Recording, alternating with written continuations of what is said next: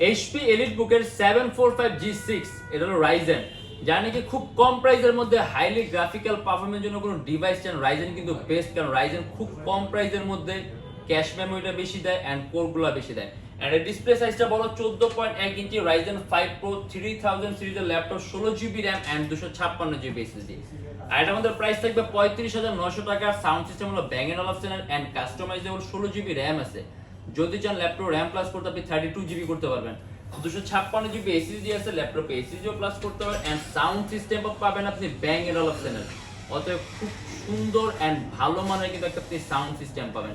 Charging system আছে, type C port আছে, USB port আছে, ল্যান্ড পোর্ট আছে, মানে এক কথা আপনার যে সকল ধরনের পোর্টগুলো লাগে আপনি সব ধরনের পোর্টগুলো পাবেন।